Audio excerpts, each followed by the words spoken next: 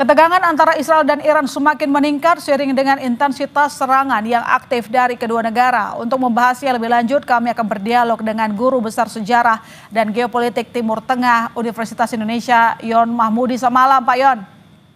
Selamat malam, ya terima kasih. Pak Yon, ini Israel dan Iran intensif menyerang sejumlah fasilitas penting seperti perminyakan dan juga militer. Bagaimana Pak Yon melihat ini? Kenapa mereka terus saling serang dan tidak pernah stop? Tampaknya ini makin memanas ya? Ya, apa yang selalu digaungkan ya oleh Netanyahu menjadikan Iran itu sebagai musuh utama di kawasan, bahwa ini adalah perang eksistensial ya, semacam eksistensi Israel, karena dengan adanya Iran yang dianggapnya sebagai ancaman bahwa Iran akan menghancurkan Israel dan lain sebagainya, maka mereka melakukan apa yang disebut dengan preemptif ya, untuk melakukan serangan, membuka front ya dengan Iran. Padahal selama ini perang-perang yang terjadi itu kan lebih bersifat shadow war ya, perang-perang secara tersembunyi, kemudian ya saling melakukan serangan tapi tidak secara langsung. Nah, sekarang ini Israel nampaknya secara langsung melakukan serangan ke Tehran, bahkan ada 4 ya jenderal militer Iran yang terbunuh, kemudian juga menyasar kilang-kilang minyak ya untuk menghancurkan fasilitas yang dimiliki oleh Iran. Artinya bahwa dengan serangan ini akan membuka ya front baru yang lebih besar, yang lebih kuat yang dilakukan oleh Iran untuk melakukan serangan balasan, dan itu kan sudah dilakukan dan dampaknya juga cukup besar.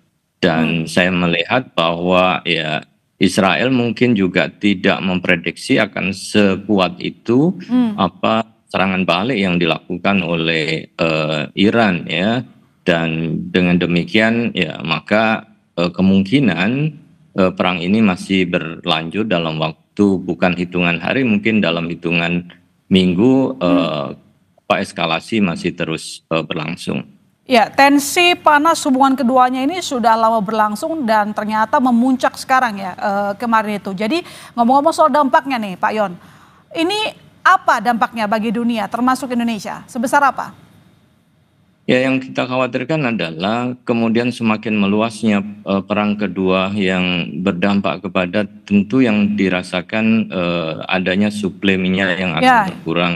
Target-target yang dilakukan oleh Israel itu kan juga menghantam ya sarana-sarana kilang-kilang minyak, dan juga Iran melakukan hal yang sama. Selain basis militer, juga kilang minyak juga diserang. Nah, kita tahu bahwa beberapa negara besar seperti Cina, kemudian Jepang dan beberapa negara yang lain itu mengambil minyak dari Iran. Artinya kalau ini kemudian berkurang atau dihancurkan, pasti ini akan menimbulkan suplai minyak yang kurang, termasuk juga tempat-tempat seperti di Teluk Persia, kemudian Laut Merah yang menjadi lalu lalang ya bagi pengiriman minyak juga akan terhenti, dan dikhawatirkan akan mengganggu suplai kebutuhan energi ya di global. Nah, saya kira ini akan mempengaruhi ekonomi secara global ya. Ya, ancaman kepada negara net importir minyak termasuk Indonesia ya Pak Yon? Betul, iya. Dan memang itu yang dikhawatirkan saya kira. Ya, dan kita khawatir juga harga minyak bakal melangit gitu ya. Baik, Pak Yon, serangan Iran ke Israel dilakukan di tengah agresi Israel ke wilayah Gaza dan juga Palestina gitu. Bagaimana kira-kira kondisi ini berdampak bagi warga Gaza? Nah, apa yang dilakukan oleh Israel kan kita lihat ya bahwa selama ini dukungan internasional terhadap Israel kan semakin berkurang. Bahkan Amerika, Donald Trump sebelumnya kan juga meminta agar perang dihentikan. Nah, guna untuk kemudian memperkuat dukungan ya dunia internasional, Israel kan ingin menarik kembali ya Amerika untuk bisa bersamanya. Kemudian negara-negara lain seperti Inggris ya maupun juga Prancis, ketika Israel diserang oleh Iran, mereka berharap bahwa ya negara-negara itu akan membantunya. Termasuk juga dalam beberapa hari terakhir ini kan juga ada permintaan agar Amerika bisa membantu Israel di dalam melakukan serangan terhadap Iran. Tapi nampaknya Amerika tidak mau melakukan serangan, namun akan membantu di dalam hal pertahanan ya Israel menghadapi Iran. Ya, dan kalau kita lihat juga ini Presiden Amerika Serikat Donald Trump bermuka dua ya, Pak Yon. Beda omongannya dalam waktu dekat begitu. Bagaimana Anda melihat sikap Amerika sejauh ini? Ya itu yang sulit diprediksi ya Donald Trump ya pagi berbicara apa nanti sorenya bisa berubah. Yang ini yang kemudian menjadi sangat dinamis. Tapi kalau kita lihat pada satu sisi Donald Trump mengatakan bahwa Amerika tidak terlibat dan tidak mendukung serangan Israel terhadap Iran, tetapi pada satu sisi itu juga digunakan oleh Donald Trump untuk menekan Iran agar mau kembali pada rundingan nuklir karena kalau tidak mau melakukan perundingan menerima tawaran deal dalam nuklir itu serangan-serangan brutal akan terus ya berlangsung akan dialami oleh Iran. Tapi nampaknya kan Iran tidak menyerah sampai di situ ya, bahkan justru Iran malah melakukan serangan balik dan itu juga dampaknya juga cukup besar ya di wilayah Israel. Ya, situasi makin panas, kedua negara saling serang. Lalu sejauh mana tindakan Israel dan Iran ini bisa memengaruhi kondisivitas kawasan Timur Tengah, Pak Yon?